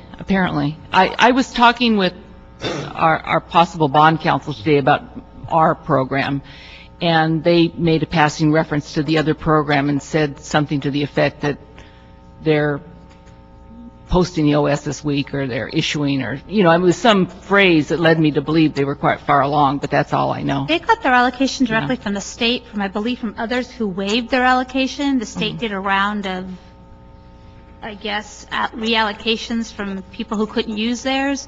So that's how they got theirs, was my understanding from DWP, that they got the $130 million because they participated in the state's program. But we don't know what their list is. Correct. Correct. We can find out. Our Get that for you. assumption is it's on their buildings. It's on DWP buildings. Can somebody pop up? Craig Tranby, DWP. So the list, the DWP list is just 3 projects. It's the renewable energy projects. There's a wind project and 2 solar projects out of that. It's a very different nature. We're not dealing with buildings. Not dealing with the buildings. And they're projects that came through a competitive allocation statewide. This is the formula allocation that we're dealing with here today. Let me ask, and I know this is way out there, but has DWP ever considered, being that you're our energy experts and our source of energy, to have taken on this project in behalf of the city to deal with creating energy efficient buildings, being that you're trying to cut costs in the use of energy? There's an existing program, the GSD, a loan program, and there's been an extensive group of audits that were done by DWP to that end. In terms of the QECB allocation, that was issued with GSD in mind. The question came up during the last meeting last week about whether DWP could, I guess, back those bonds off of the general fund. We spoke with the city attorney about that, and they indicated that it would be a violation of the city charter for that. So I don't know. What would be the violation? I don't know the nature of the violation, but they said that it was very clear DWP could not back a city-issued bond.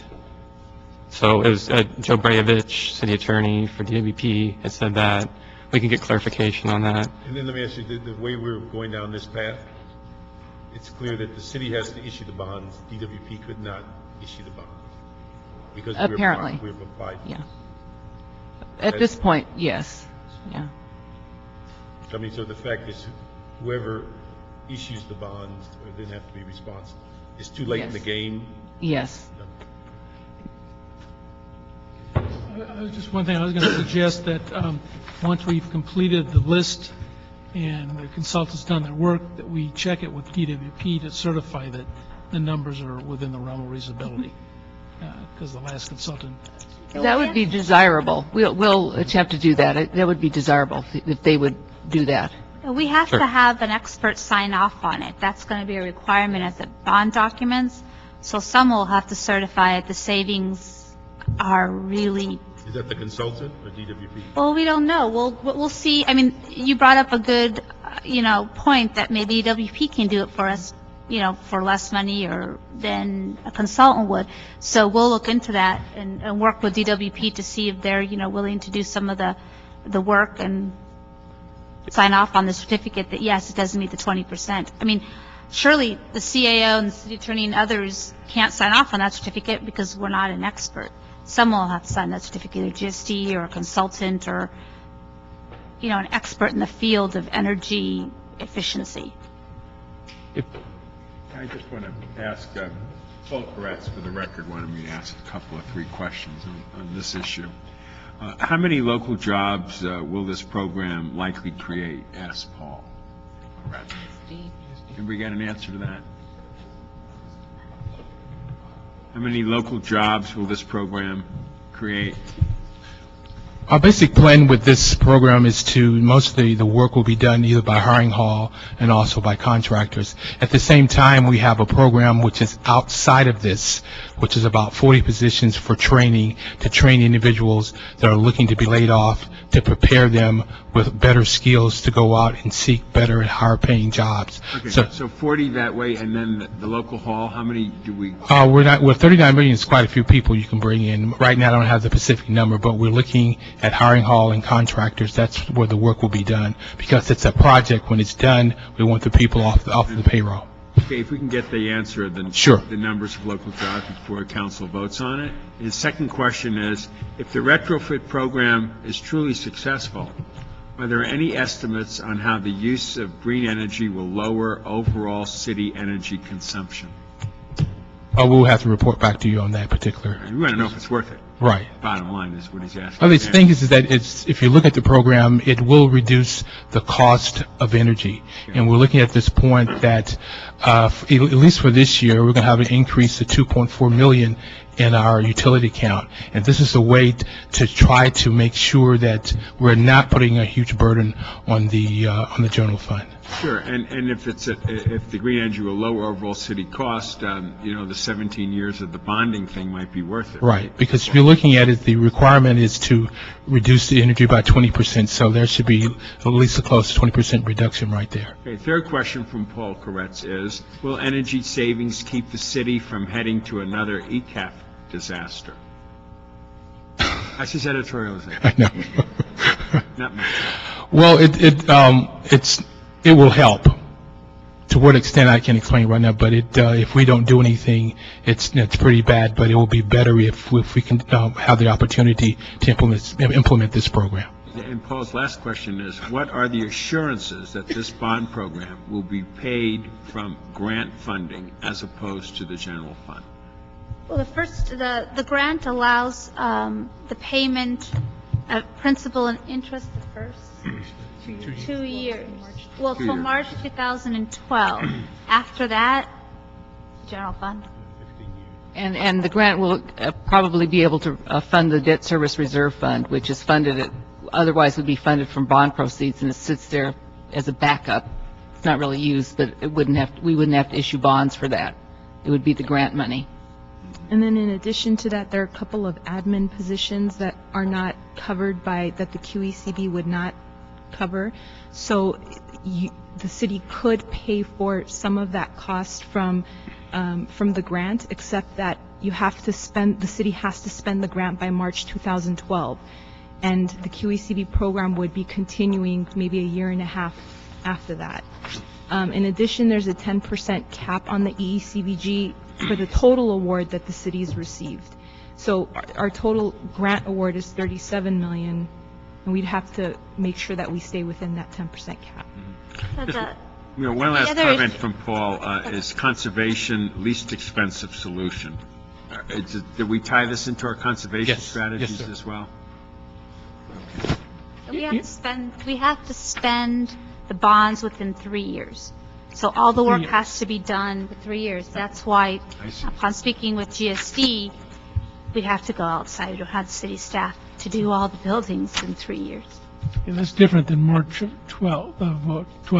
That's the grant. That's the grant money. 14 million in grants. Huh? Okay. 14 million in grants, 39 million in bonds. Right. And when we would get that money, would there be time to spend it? Because I've seen grants come in 6-9 months later. Well, it has to be transferred to the city when the bonds close, because that's when these funds are set up under the bond legal structure. And the money has to be transferred when the bonds close up front. As far as the block grant money goes, that's been released to the city by DOE, so that's available currently. The deadline's actually July 2012, not March 2012 on that. Oh, you know. Close give or enough take for government work. It doesn't change the debt service. It's Yeah. between March and October. Yeah.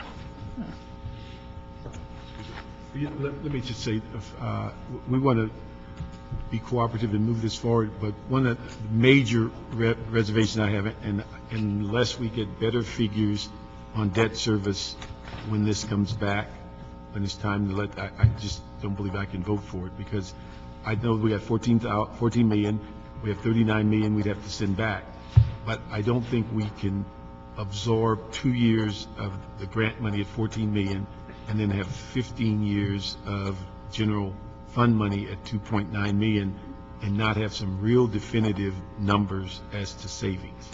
And so, it's not like the historical annual efficiencies we put in our budget to balance that we never see. We're talking real dollars that we have to find. And what I understand, I think from the ARA meeting, there's only about $1 million worth of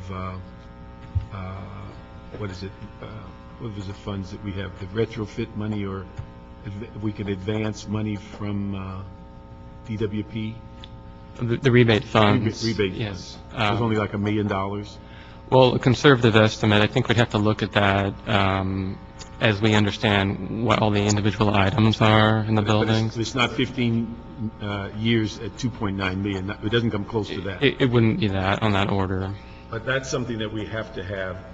I mean, because I don't think we can make a commitment to the general fund on the basis of saying 20% theoretically should do this, and yet we're putting this hard cash out each year, and we're assuming that the cost of energy is going down, and then we're saying, well, if we don't do it, if energy keeps going up, we're going to pay even more.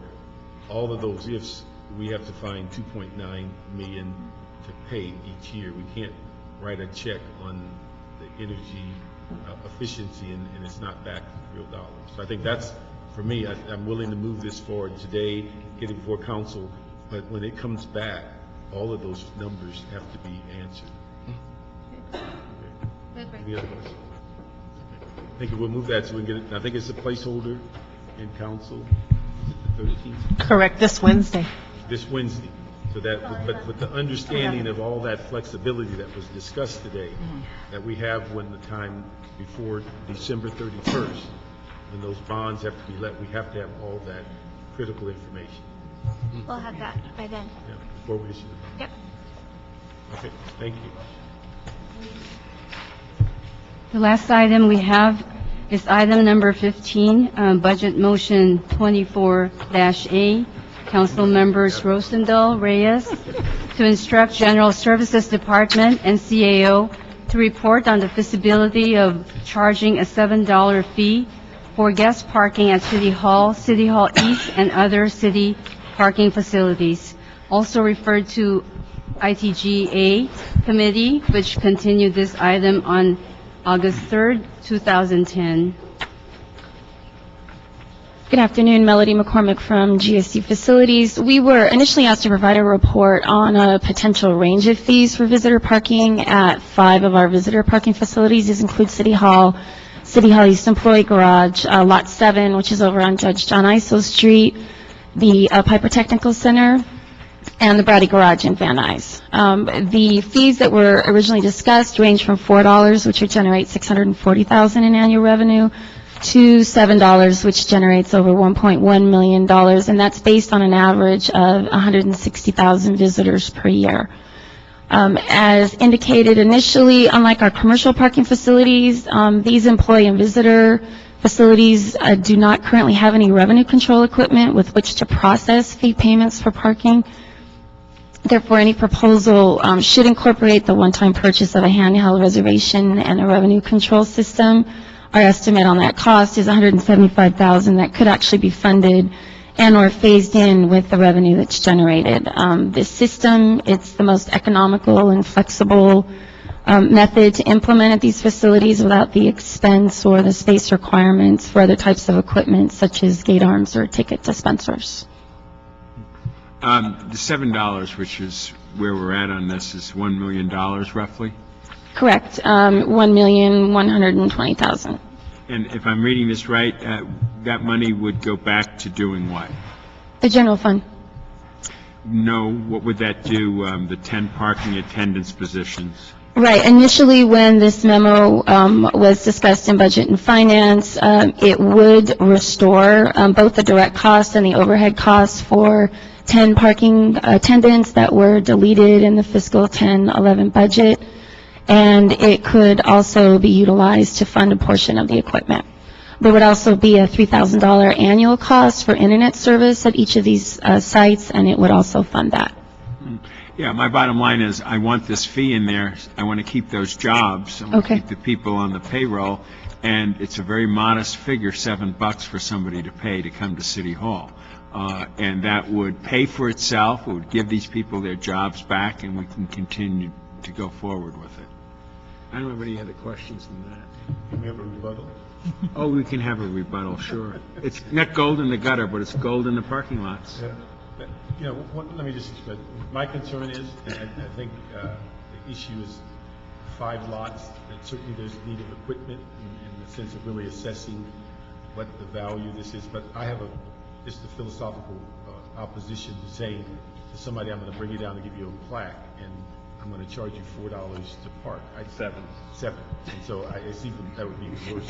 But more, the issue is that I don't know whether there is a way to provide the breakdown of what type of guests come, whether they're here for, whether they're willing to pay if they're coming down for a plum hearing or things of that nature. But I think we have to have some, for me anyway, clarity as to the type of guests, things of that nature. If they're coming down to get their plans versus they're coming down for their own benefit, protesting something. But if we're inviting them as a guest for an office meeting or something like that, I just would not want to be in that position to say, by the way, you're going to pay. And then the other issue is whether it's so definitive, are there going to be waivers to it? Do you have the ability to say, you know, there's 10 or 15 waivers per month or something? But I think for me, it's got to be a little more clarity of what type of guests are the people that are coming down for their own self-interest versus people that are guests of the city building.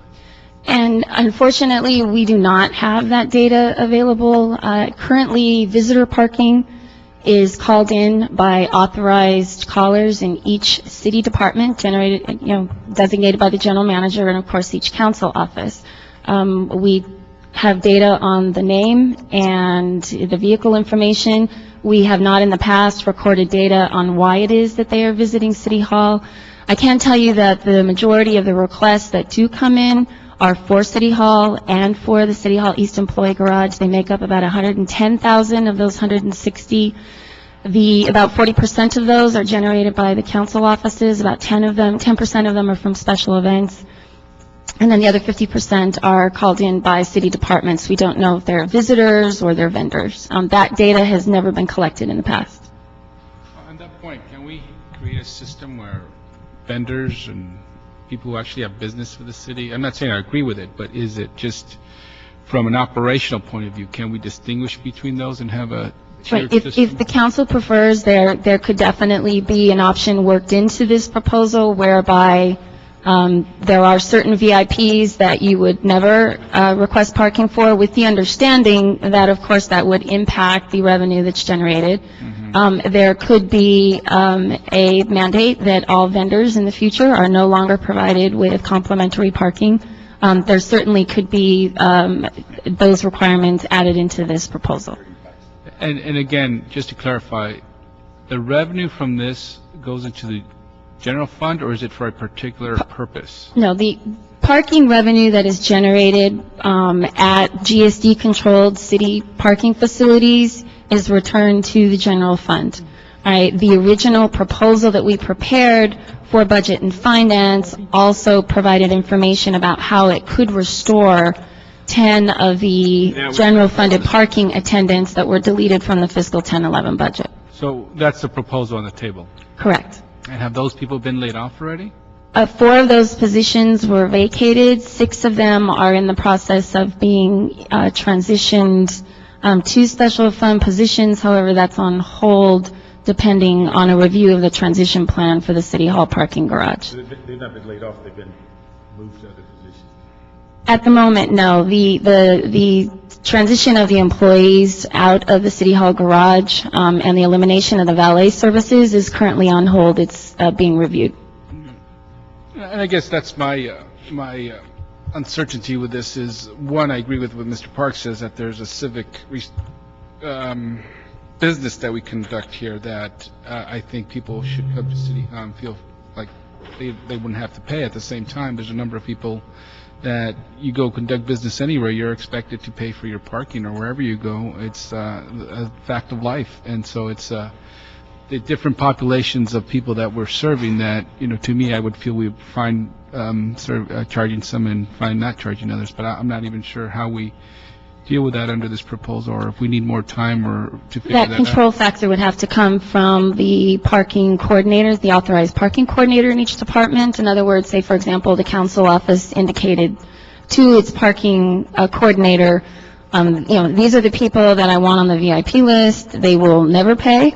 And these are people who I am now comfortable with charging for parking. Validation systems could also be set up within each department if they wanted to incur the cost of validation for certain customers of theirs. A department could potentially incur that cost. And how, assuming this passes, let's just say that, how quickly can you implement this? We could potentially implement it within a month with the current staff we have with a manual ticket system. However, we would not prefer to do that on a long-term basis. A manual ticket system is something that you utilize in a smaller facility, say less than 50 spaces. The system that we're proposing would accept credit cards. It creates an electronic tracking of transactions.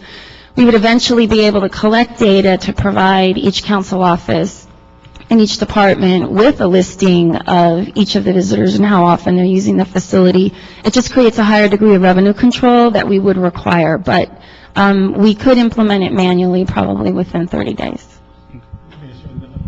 Technology, if you put that in place, do you have the ability to then have less people, or do you need the technology and the people? Or?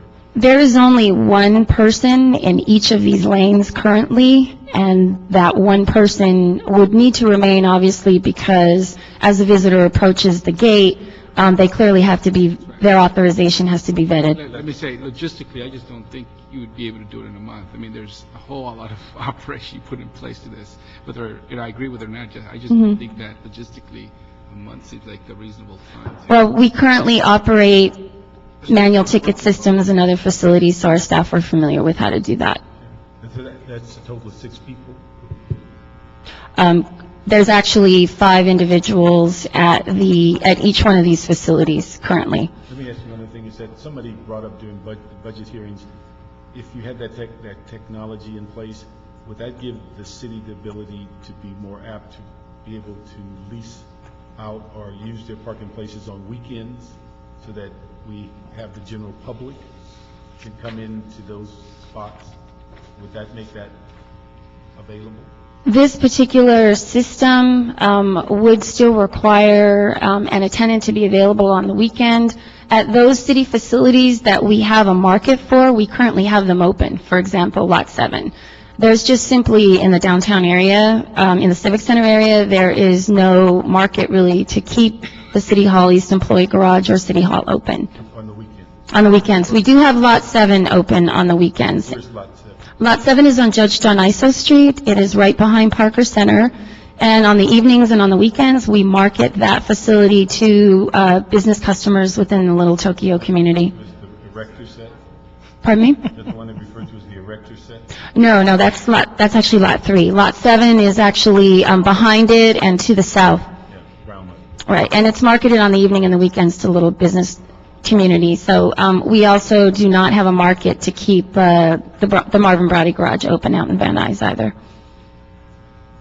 One thought is, if you go to Washington D.C. and you want to you take a tour of the White House, you go to your congressman. They're given so many a month. we could do that here. We could give every council member in the mayor's office so many freebies a month, basically. Calculate that in so you don't have to, and then on special events like in the Bradley Tower or whatever, you'd have to ask for a waiver, that's all. I don't think it's insurmountable, and if we have to add a buck to it. Very clear, yeah. there were two reasons why I wanted to do this, okay? One was there were jobs at stake and people's jobs that are important to our city and its basic services, and to keep our parking lots effectively managed, okay? The second reason is a revenue stream. I'm tired of shutting down library hours and days in libraries and parks and all these other things. And God bless everybody, but $7 to park should be easy for anybody. And if there's a council member that's bringing 150 people down for something or another, Pride Day or whatever they're doing, let them take it out of some other pocket. We can no longer subsidize people coming down to City Hall and still provide basic services to our people. So I am not going to let go of this, and I don't want mumbled away for 6 months from now and have it brought up again. I just want to make that very clear. I want that revenue stream, I want to keep those jobs, and I want to fund the opportunities here for people to come to City Hall. Because it's $20, $30 right outside of the building, everywhere. And so, no joke, we can't afford it. We have to change our pension systems, we have to change our health systems, we have to change a lot of things if we expect to stay afloat. And this is a very minor little point, 1.1 million, but symbolically it means to me a lot. In terms of we have to pay as we go forward. We can no longer do what we've been doing. So that's a little editorial here, but that's my position. And I move that we move this forward. Let me ask you this, is that as we're moving it forward, could we ask General Services to provide us what a program would be for exemptions, what the program would be of identifying what type of guests we have, so that we'll have more information as it relates to... We can incorporate that in our next report, yes. Can we have that in early September? Yes. So when we say forward, where is this going to go to council, or we're getting a report back? With the report, we're asking that it go to council so we have a broader picture. And then if everybody's sitting in the chair, then it means that they may vote no if they're wandering around. Do whatever they want. Yeah, but the idea is if you could come back with, if we were to have some type of different, a scheme for exceptions. More of a tiered system, in other words. Okay. How would that work? Okay. Understood. Okay. All right, thank you. Thank you. Hole in the parking. That's it. That's it. Cleaner than in the gutter. Is that it? Thank you. Thank you. Last item. Or as they say in my name.